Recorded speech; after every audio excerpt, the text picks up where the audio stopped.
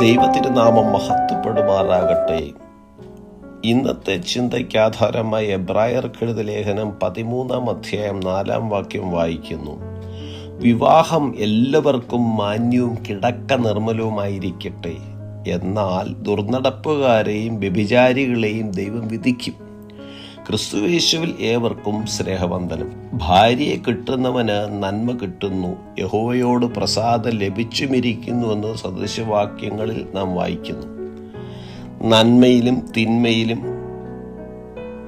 സമ്പത്തിലും ദാരിദ്ര്യത്തിലും, രോഗത്തിലും ആരോഗ്യത്തിലും, മരണം നമ്മെ വേർപെടുത്തുന്നത് വരെ ദൈവത്തിൻ്റെ വിശുദ്ധ പ്രമാണം അനുസരിച്ച് പരസ്പരം സ്നേഹിച്ചും പരിപോഷിപ്പിച്ചും കഴിയണമെന്നുള്ള ഉടമ്പടിയിൽ കൂടിയാണ് വിവാഹ ജീവിതം ആരംഭിക്കുന്നത്. ദൈവിക ഉടമ്പടിയിൽ ആരംഭിക്കുന്ന വിവാഹ ജീവിതത്തിൽ വിവാഹശയ്യ കളങ്കരഹിതമായി സൂക്ഷിക്കുവാൻ ഭാര്യ ഭർത്താക്കന്മാർ കടപ്പെട്ടിരിക്കുന്നു.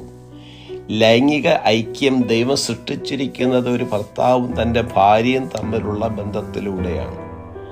അത് ദുരുപയോഗം ചെയ്യുന്നത് കിടക്ക മലിനമാക്കുന്നതും ദൈവത്തോടുള്ള ഉടമ്പടി ലംഘിക്കലുമാണ്.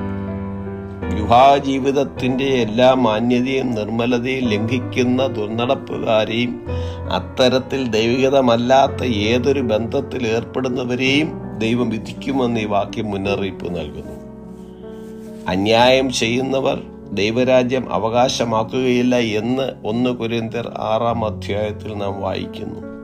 സദൃശവാക്യങ്ങൾ 5:21 മനുഷ്യന്റെ വഴികൾ യഹോവയുടെ ദൃഷ്ടിയിൽ ഇരിക്കുന്നു, അവന്റെ നടപ്പൊക്കെയും അവൻ തൂക്കി നോക്കുന്നു എന്ന് പറഞ്ഞിരിക്കുന്നു.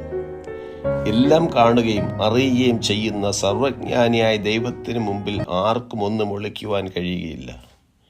യേശുക്രിസ്തുവിന്റെ രക്തത്താൽ വീണ്ടെടുക്കപ്പെട്ട ജനം ഏതെങ്കിലും തരത്തിൽ ഇത്തരത്തിലുള്ള പാപത്തിൽ അകപ്പെട്ടു പോയിട്ടുണ്ടെങ്കിൽ, അതായത് വിവാഹശയ്യ മലിനമാക്കിയിട്ടുണ്ടെങ്കിൽ, മാനസാന്തരപ്പെടുവാനും നമുക്ക് വേണ്ടി ജീവനെ ത്യജിച്ച ദൈവത്തിൻ്റെയും മനുഷ്യരുടെയും ഇടയിലുള്ള ഏകമധ്യസ്ഥനായ യേശു ക്രിസ്തുവിനോട് തൻ്റെ കുറവുകളെ ഏറ്റുപറഞ്ഞ് യഥാസ്ഥാനപ്പെടുവാനുള്ള സമയമാണ്. 1 യോഹന്നാൻ 1:7 പറയുന്നു, അവൻ വെളിച്ചത്തിൽ ഇരിക്കുന്നത് പോലെ നാം വെളിച്ചത്തിൽ നടക്കുന്നുവെങ്കിൽ നമുക്ക് തമ്മിൽ കൂട്ടായ്മയുണ്ട്.